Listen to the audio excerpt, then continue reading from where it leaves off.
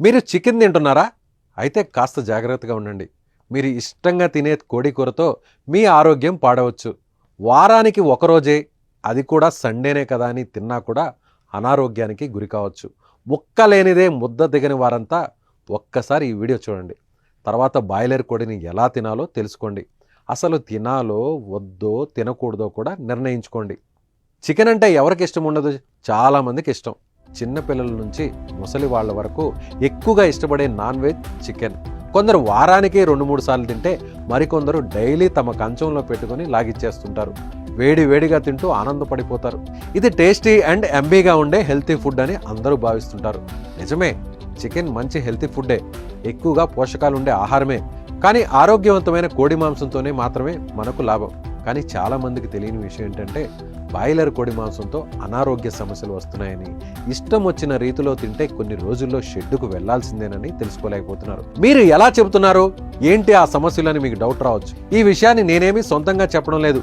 National institute of nutrition శాస్త్రవేత్తలు చేసిన పరిశోధనలో వెల్లడైన విషయాన్ని మీ ముందుకు తీసుకొస్తున్నాను. అసలు వారు చేసిన పరిశోధనలు ఏంటి? వాటిలో తేలేదేంటి? కేరళను సౌత్ జోన్గా, తెలంగాణను సెంట్రల్ జోన్గా విభజించి ఆయా రాష్ట్రాల్లోని 47 పౌల్ట్రీ ఫామ్స్లో 131 శాంపిళ్లను సేకరించారు. వాటిని పరిశీలించగా విస్తుపోయే నిజాలు బయటకొచ్చాయి.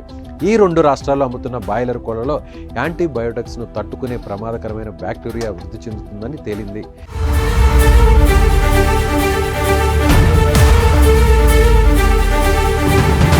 ఈ కోళ్లరెట్టలో విరోచనాలకు కారణమయ్యే ఈకోలి, చర్మ వ్యాధులకు కారణమయ్యే స్టెఫిలోకాకస్ అరియస్తో పాటుగా సుడోమోనాస్ ఎరుగినోసా, బ్యాక్టీరియోడ్స్ ఫ్రాజిల్స్ వంటి హానికరమైన బ్యాక్టీరియా ఆనవాళ్లను సైంటిస్టులు గుర్తించారు. ఈ బ్యాక్టీరియా మానవుల్లో యాంటీబయోటిక్ ట్రీట్మెంట్కు సవాల్ విసురుతోంది. దీనికి కారణం ఏంటంటే పౌల్ట్రీ ఫామ్స్లో కోళ్లకు అవసరం ఉన్నా లేకపోయినా యాంటీబయోటిక్స్ను విచక్షణారహితంగా ఇవ్వడమే. కోళ్లు త్వరగా పెరిగేందుకు, రోగాల బారిన పడి చనిపోకుండా వాటికి యాంటీబయోటిక్స్ ఇస్తుంటారు. దీంతో ఏఎంఆర్ అంటే యాంటీ మైక్రోబయల్ రెసిస్టెన్స్ వృద్ధికి కారణమవుతుంది. మరి ఈ చికెన్ తింటే మనకేమవుతుంది? ఇలాంటి చికెన్ను మనం తీసుకుంటే ఏఎంఆర్ జన్యు మనుషుల్లోనూ వృద్ధి చెందే ప్రమాదం ఉంది. జన్యువు మనుషుల్లో వృద్ధి చెందితే న్యూమోనియా, కలరా, ఫుడ్ పాయిజనింగ్ వంటి తీవ్రమైన అనారోగ్యానికి గురిచేసి ట్రీట్మెంట్ చాలా కష్టమవుతుంది. అయితే సరిగా ఉడికించకుండా తింటేనే ఈ ప్రమాదం ఎక్కువ.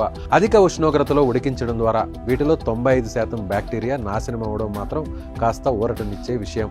తెలంగాణతో పోలిస్తే కేరళలోనూ యాంటీ మైక్రోబయల్ రెసిస్టెన్స్ జన్యువు తీవ్రత ఎక్కువగా ఉన్నట్లు సైంటిస్టులు డాక్టర్ శోభి వేలేరి, సంయుక్త కుమార్ రెడ్డి తెలిపారు. ప్రజారోగ్యానికి హాని కలిగించే యాంటీ మైక్రోబయల్ రెసిస్టెన్స్ను పర్యావరణ వ్యవస్థలో వ్యాప్తి చెందకుండా ప్రభుత్వం తక్షణమే అరికట్టాల్సి ఉందన్నారు.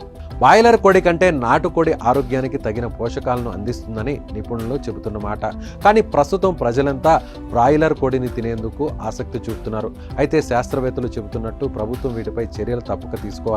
కోళ్ల పెరుగుదల, అనారోగ్యాలకు గురి కాకుండా ఉండడం కోసం వాడుతున్న ఇంజెక్షన్లపై దృష్టి సారించాలి. అప్పుడు ఈ సమస్యకు పరిష్కారం దొరుకుతుంది. లేకపోతే బాయిలర్ కోడితో అనారోగ్య సమస్యలకు గురి కావాల్సిందే. చికెన్ ప్రియులకు ఇది ఇబ్బందికరమైన వార్తనే, కానీ తినేటప్పుడు కాస్త ఆలోచించండి.